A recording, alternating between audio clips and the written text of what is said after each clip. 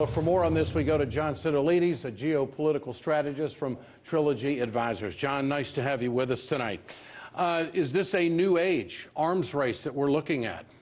I don't consider it an arms race so much as when facts change, opinions change pertaining to Secretary Mattis.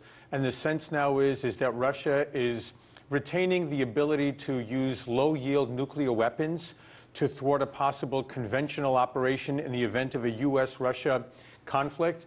And there's a policy in Moscow called escalate, then de-escalate. And the idea is if you escalate with nuclear weapons, the U.S. from conventional only has a high-yield nuclear weapons capability to respond with, which makes it very unlikely that we would ever use that. So we would then de-escalate after the Russians have gone nuclear.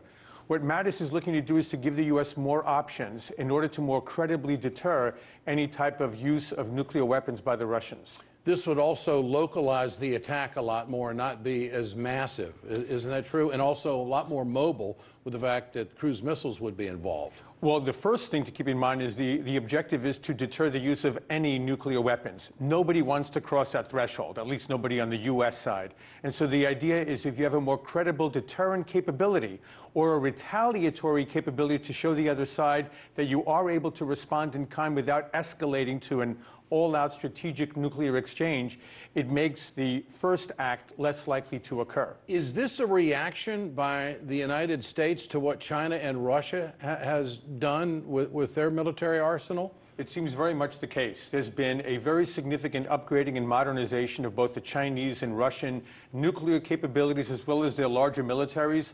China to a far greater degree than that of Russia, simply because it has A, the economic means to do so, and B, it's looking to emerge from a purely regional military posture to one that is global in nature. What do you make of Mattis' shift on this? You mentioned at the top about changing opinions. Was he forced to do it?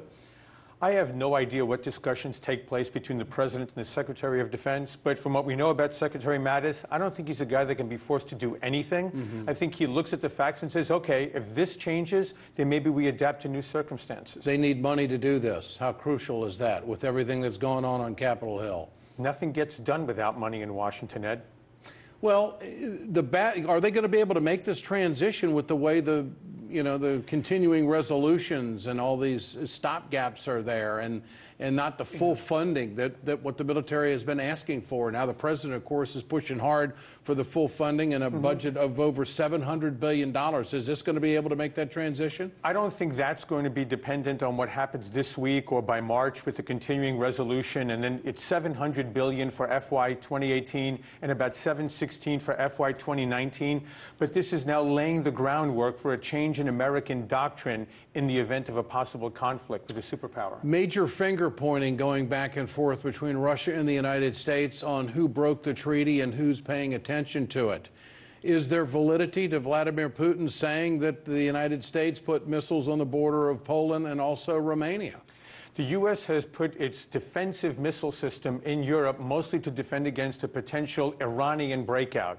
The Iranians are moving forward very quickly with ballistic missiles that can strike Europe and looking to put nuclear weapons on those missiles. The problem that we have between the U.S. and Russia is profound mistrust. John Sidolides, great to have you with us. Good to be with you. Thanks so much.